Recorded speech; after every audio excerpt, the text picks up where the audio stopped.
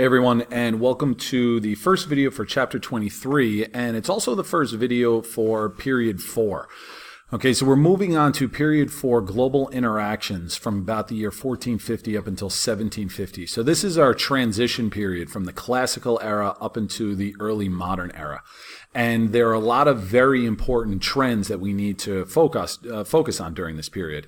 There aren't that many chapters in the book on this compared to some of the other periods, but it's a very important one for the exam. And we talk an awful lot about kind of the interconnectivity of the different regions. All right, so let's get into talking about chapter 23. Now, big fancy title for this, Transoceanic Encounters and Global Interactions. And I think, well, what does that mean? Well, basically, it means that during this time period, especially after 1492 with Columbus, is that you start to have connections now to every corner of the globe. You had Eurasian trade between Europe and Asia going back to ancient times, with the Roman Empire all the way to Han, China, and the Silk Road. But now with maritime trade routes and, European first exploration and then conquest of Africa, and then probably the biggest development would be the exploration and conquest of the Americas. All the continents, all the areas of the globe are now kind of connected to each other. All right. And so that's really kind of the overall theme of this chapter. And we'll start talking about, in this video, European exploration and first get into the motives. So why did Europeans go out and start to sail across the Atlantic and into the Pacific and so forth? Well, first and foremost, land for resources. Now, Portugal was the one who started this. So you see, Portugal is this little country down here on the Iberian Peninsula connected to Spain. And it was a small nation and didn't have a lot in the way of natural resources. So they needed to colonize in order to grow crops for sustenance like wheat or certainly cash like sugar. Right? So that's the first part, just overall land. European countries are not that big. Even England, Great Britain, it's not that big in size. It's very disproportionate compared to the impact that they have throughout the world. But that's because of political power and trade power. But in terms of their overall area, these are not particularly large countries. Now, the dominant motivating factor was trade. European merchants had traveled to Asia during the Mongol period, right, with Marco Polo.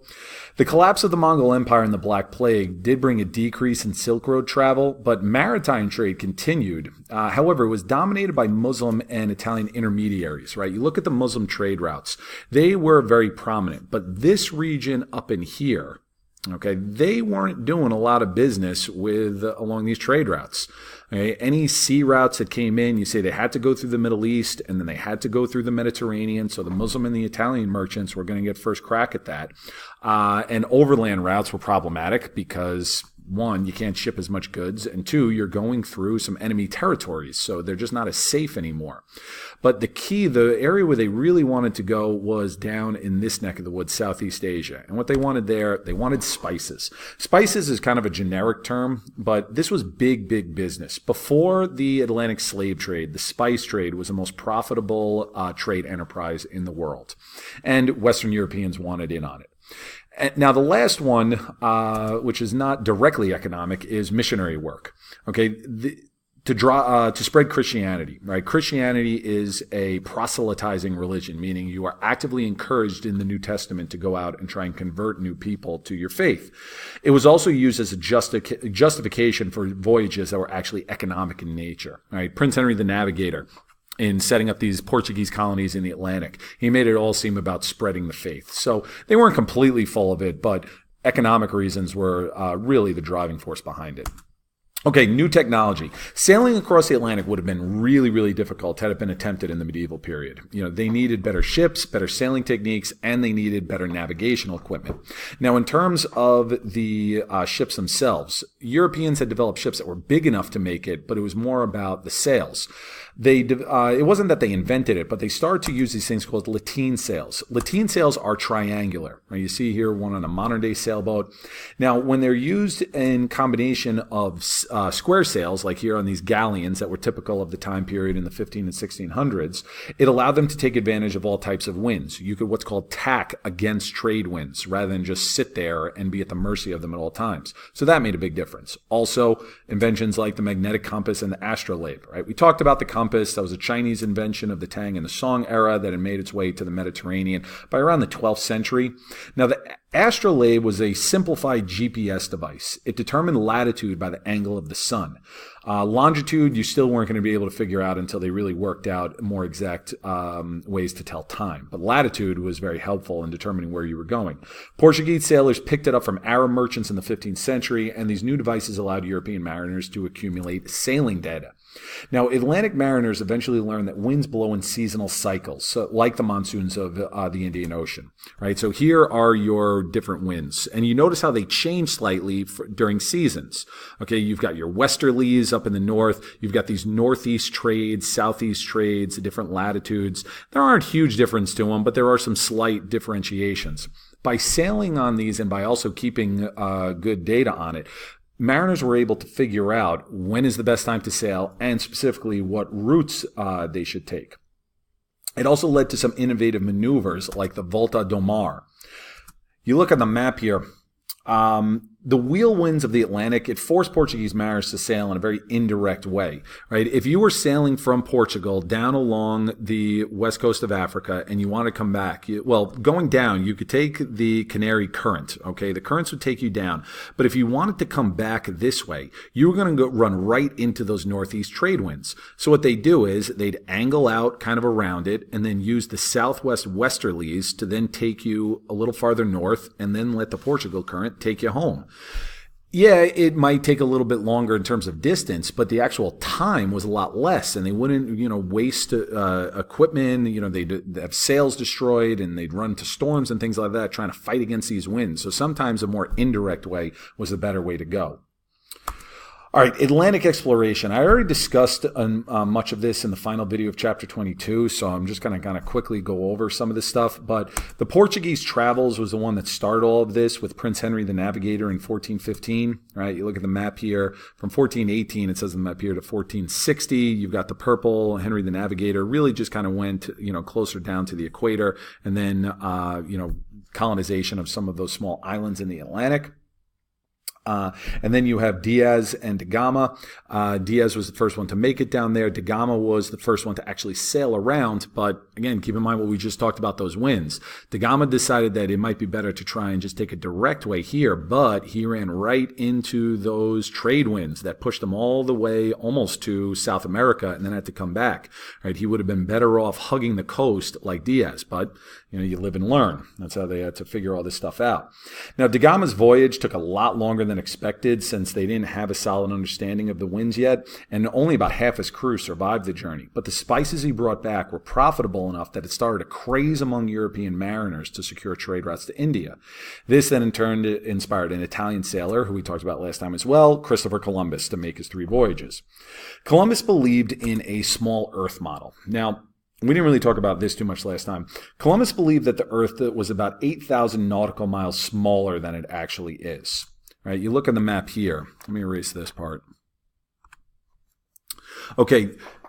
The modern outlines where you see North America, Central and South America, those were imposed upon this actual map from 1474. Right? Here's Europe. Here you got Ireland, England, Spain, Africa, and so forth. You've got some of those small islands.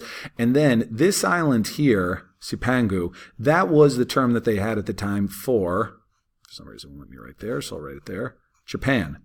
Right? He believed that that's all it took to cross the Atlantic to get from Europe to Japan.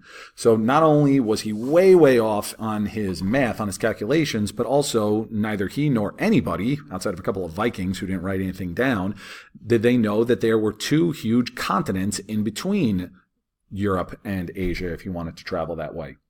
So he did believe that sailing west across the Atlantic wouldn't take him that long. And then so in 1492, he set sail after receiving funds from Ferdinand and Isabella of Spain and landed what he thought was India.